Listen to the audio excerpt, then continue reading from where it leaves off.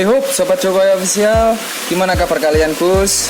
Sekarang kita sudah memasuki awal bulan. Saya berharap kalian selalu sehat-sehat dan membawa semangat yang baru di tahun 2022 ini. Jadi selalu jaga kesehatan ya Gus. Oke, jadi kita nggak berlama-lama Gus. Di sini saya akan membahas apa penyebab sleeping disease ikan koi. Jadi pembahasan hari ini itu tentang ikan koi yang terkena sleeping disease, ikan koi yang tidur gitu ya. Tapi sebelum saya lanjut ke konten, saya mau cerita dulu ini Gus. Jadi ini sedikit cerita yang sedikit lucu. Tadi itu sebenarnya saya itu sudah bikin videonya, cuman ya karena saya ini hanya menggunakan handphone, editing pakai handphone, ngerekam pakai handphone, bahkan upload videonya pun saya pakai handphone. Jadi mohon maaf Gus, kadang ya seperti itu, kadang saya bikin video itu tiba-tiba videonya error, videonya rusak, sabar ya. Tapi tetap santai, aman, enjoy. Karena fondasi saya membuat channel ini itu saya membagikan edukasi, ilmu apa yang saya dapat itu selalu saya bagikan. Insya Allah semoga bermanfaat ya Gus. Oke, jadi saya akan membahas tentang ini sleeping disease ya. Ini saya sambil kontrol kolam filter yang di sini. Ini kemarin ini Gus, baru kita isi airnya, yang masih berlumut, masih sangat kotor dan masih belum layak. Ya, sleeping disease ikan koi sleeping disease. Jadi ikan koi sleeping disease itu ada penyebab dan solusinya Gus. Meskipun ini saya klaim dulu ya, meskipun ini sleeping disease itu pengobatannya sangat sulit.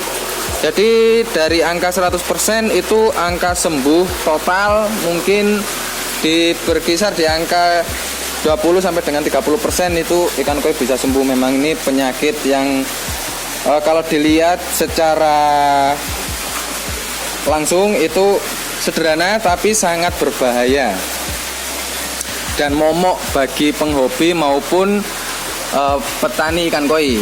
Jadi sleeping disease itu ikan itu kondisinya tidur Gus. Jadi kalau di kolam gini itu di dasar terus gitu ya.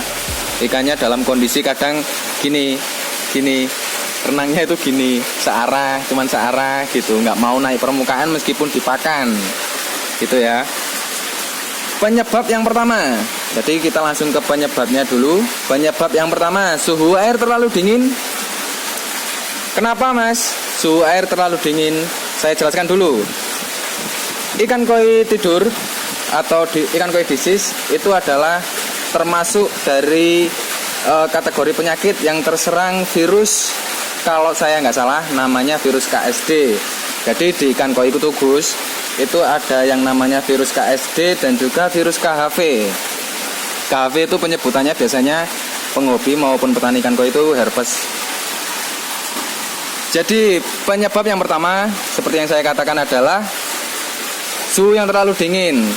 Karena ini mencakup virus, ketika suhu terlalu dingin maka virus lebih cepat berkembang biak, lebih cepat tersebar gitu ya.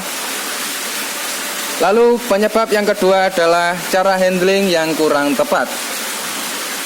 Kenapa Mas cara handling yang kurang tepat bisa menyebabkan sleeping disease? Cara handling yang kurang tepat itu bisa menyebabkan ikan koi stres.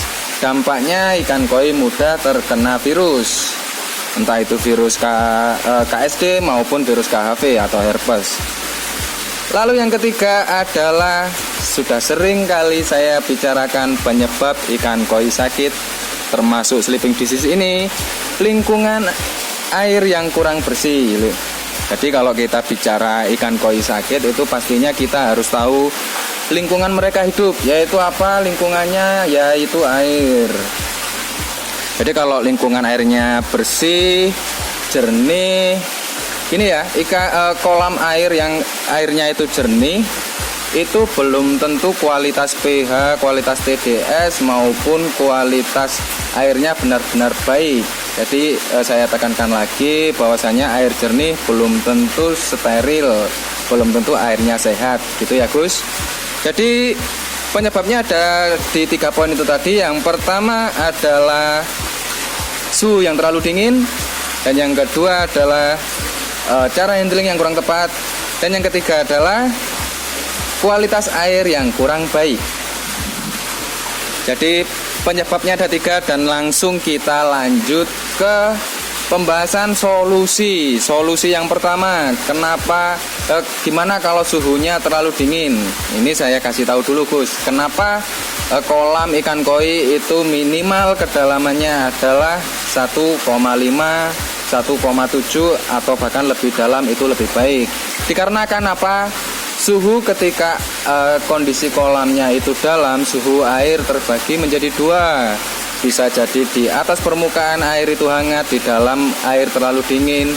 Dan bisa jadi ketika suhu tertentu, kondisi air yang lebih dalam itu lebih hangat, dan di permukaan itu lebih dingin. Jadi untuk solusinya, ketika di kolam ikan koi, semisal kolamnya ini, Mas, ini sudah jadi kolamnya, kedalamannya ternyata cuma 50 cm, dan ikan saya ini kena sleeping disease. Bagaimana solusinya? Solusinya adalah siapkan tempat karantina. Tempat karantina yang berupa akuarium. Tempat karantina yang berupa akuarium itu cukup dengan akuarium yang ukuran 1 meter, lebar 50 cm, tinggi 50 cm, itu sudah sangat cukup bagi penghobi ya. Khususnya untuk ikan yang penghobi yang merawat ikan di ukuran 30 sampai dengan berkisar 35, atau untuk penghobi yang merawat ikan koi di ukuran 50 up itu bisa menyiapkan tempat karantina atau bakvet yang berukuran diameter 2 meter. Untuk yang akuarium bisa menyiapkan akuarium yang panjangnya 1,5, itu sudah cukup sekali. Jadi ketika ikan terkena sleeping disease, ikan harus kita angkat dan harus kita karantina. Pengobatannya gimana, Mas? Selama ini pengalaman saya itu kalau terkena sleeping disease itu saya pengobatannya menggunakan garam dan saya kasih heater. Heater itu apa? Heater itu nanti saya tempelin gambarnya di sini. Jadi heater itu adalah penghangat suhu Gus, dimana jika memang suhunya di sekitar kita terlalu dingin, biasanya di tempat pegunungan atau di mana terlalu dingin, itu kita tempatkan di akuarium sebentar, baru kita kasih heater dan kita kasih garam secukupnya. Untuk dosis garam itu kalau di kolam per ton air, per 1 ton air itu adalah 1 kilogram. Tapi jangan terpatok dengan teori-teori yang ada mungkin di Google atau di mana tercatat di suatu apa itu namanya, ya pokoknya tercatat di seperti di blog atau di mana gitu kan. Lebih baiknya kita sesuaikan sendiri.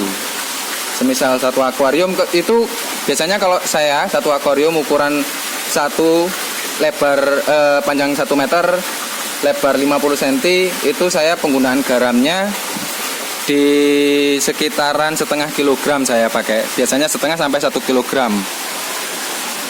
Lalu untuk solusi yang kedua, jika ikan terkena sleeping disease. Jadi ketika ikan terkena sleeping disease karena handling yang kurang tepat, solusinya tetap akuarium. Untuk penanganan awalnya penanganan awalnya adalah kalau handling ikan koi itu yang benar atau yang benar-benar hati-hati, yang baik. Jadi jangan semisal nih nyerok itu dari serok diangkat langsung dipindah bior gitu ya, kasihan ikannya ya, bisa stres. Jangan seperti itu. Karena kalau kita merawat ikan koi ya kita rawat dengan hati, kita rawat sebaik mungkin, kita rawat dengan cara yang ya kita harus bahagia gitu ya. Dan untuk solusi yang dari poin yang ketiga, penyebabnya tadi adalah kualitas air yang terlalu buruk atau kurang baik.